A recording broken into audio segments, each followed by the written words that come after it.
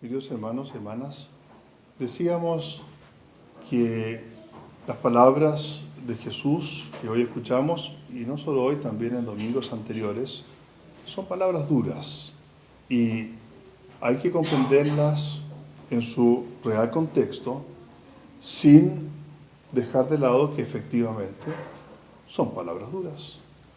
Es más accesible y más agradable también escuchar cuando Jesús habla de las bienaventuranzas u otros momentos con los cuales quizás uno se siente más identificado, al menos en un primer momento. Sin embargo, Jesús estaba, incluso podría decir hasta angustiado muchas veces, y se desesperaba por no ser comprendido como Él, el Señor, requería hacerlo.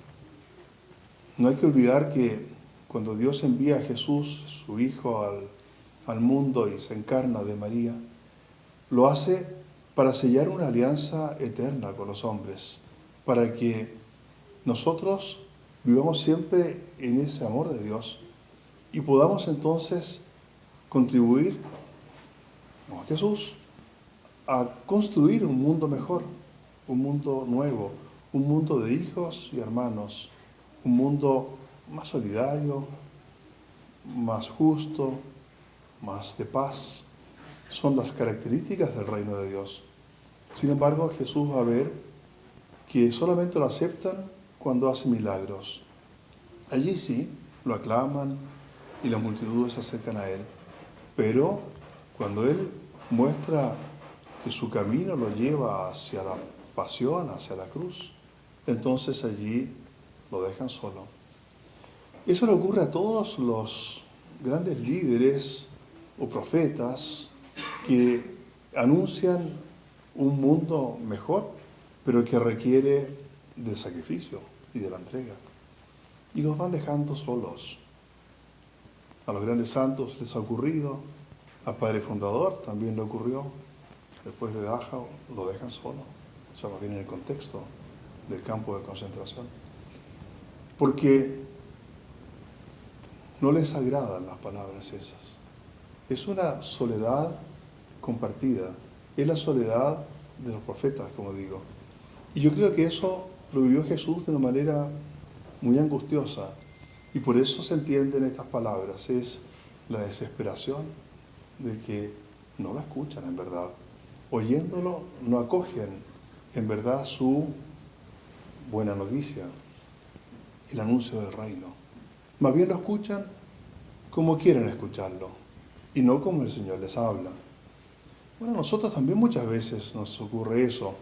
Nos cuesta dejar nuestros criterios, muchas veces muy del mundo, y nos cuesta aceptar, por ejemplo, la cruz del Señor o nuestras propias cruces. Cuando sufrimos en algo, cuando las cosas no resultan como uno quisiera, tiende uno a rebelarse o a desanimarse. Cuando Jesús hoy día habla de la puerta estrecha, la puerta angosta para entrar, y dice después con toda claridad, y dice que aquellos que lo están escuchando se van a quedar fuera, si no lo escuchan a Él en verdad. Porque uno dice, pero ¿por qué se quedan fuera? Uno no se identifica tanto con esa exclusión, más todavía en este tiempo donde no se puede excluir a nadie porque todos están muy sensibles a ese tema, ¿no? Y está bien. Sin embargo, Jesús lo dice así porque ellos se han separado de Él. O sea, ellos han tomado una opción. Ellos han decidido, se han autoexcluido. No es el Señor que nos excluye, sino ellos que, tomando decisiones, digamos en un lenguaje más amplio, como que siguen otros dioses. Bueno, esa autoexclusión habla del respeto de Dios por nuestra libertad. La libertad de poder decidirnos por aquello que nosotros queremos en verdad. Y eso, bueno, ya lo decía Santo Tomás de Aquino, el gran teólogo de la Iglesia, no Santo Tomás el del dedito, ¿no? Sino que el otro, que vivió como 1000 años después. Él dice que el libre albedrío es causa de pecado. O sea, la libertad nuestra la podemos usar para el bien y hacer grandes cosas, pero también la podemos utilizar para el mal.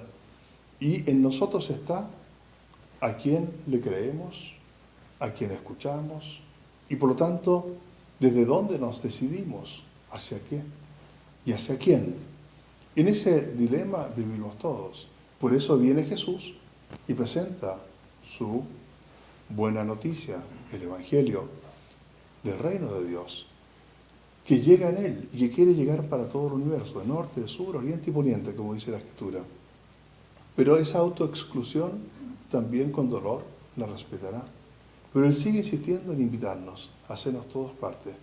Dice así que es necesario el esfuerzo, el esforzarse por ello, no simplemente dejar que ocurra algo, o creer así en general, sino que creer significa y consiste en responder al amor de Dios, con nuestros actos, con nuestras acciones, con nuestras búsquedas, con nuestro abrirnos a la palabra de Dios como Él quiere llegar a nosotros.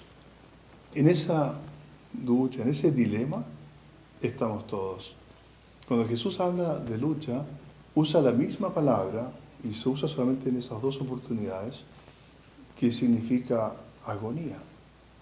La agonía no solamente para el moribundo, sino que Él la usa en el huerto de Getsemaní, que tiene agonía, y hoy, en este pasaje que escuchamos, cuando dice que hay que luchar para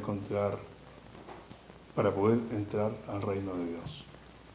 Es una palabra que expresa lo que hace un deportista cuando se esfuerza hasta el máximo y da todo lo que tiene. Hoy día leía en los periódicos que esta mujer mexicana que sacó la medalla de plata en las Olimpiadas, por el caminar, dice ella que su organismo como que ya no daba más, pero ella sabía que quería más. En su mente decía, tú puedes, y seguía caminando, y que ella se orientaba hacia una meta que ella misma se había trazado. Bueno, ella expresa con eso el espíritu, por ejemplo, que debería reinar en las Olimpiadas que acaban o todavía están terminando hoy día en este momento, que es el darlo todo lo de sí mismo. Todos los atletas que compitieron se prepararon años, algunos de ellos toda su vida, para competir en una Olimpiada, buscando una medalla. Y qué bonito es eso, de que uno esté dispuesto y capaz sea de darlo todo, lo mejor de uno mismo. Y eso implica muchos sacrificios, ¿cierto? De cuando van a una fiesta, bueno, entonces no pueden tomar demasiado, porque si beben demasiado, eso va en contra de su organismo. Y en fin, muchas otras restricciones que asume libremente un deportista que persigue una auténtica medalla. Y eso habla de una humanidad que es más capaz de simplemente orientarse siempre por lo que es más cómodo, por lo que es más fácil, lo que está ahí simplemente para tomar y tener.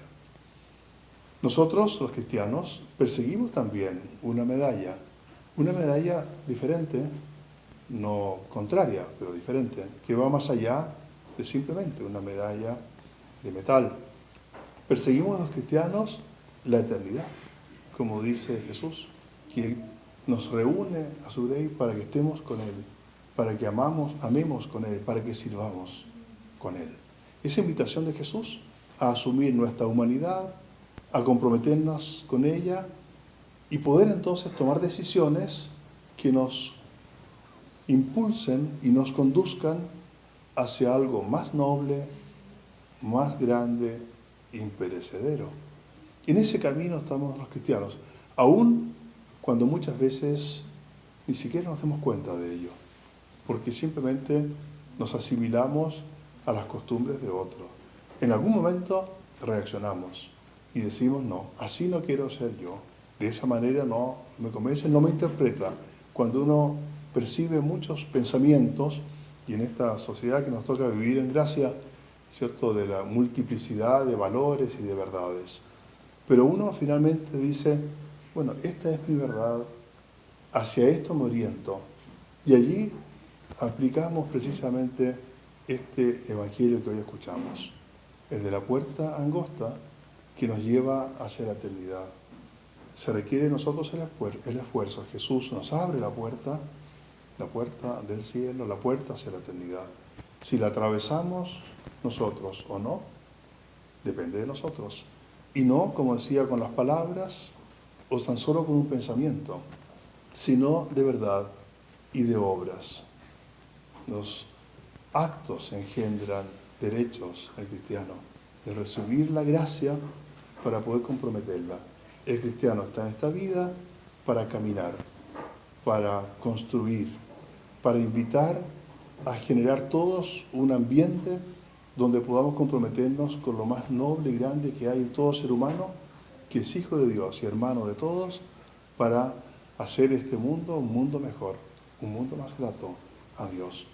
Quisiera que tomáramos conciencia de eso a través de las palabras de Jesús y también nos comprometiéramos, así como tomamos muchos compromisos en la vida, algunos de ellos eternos, imperecederos.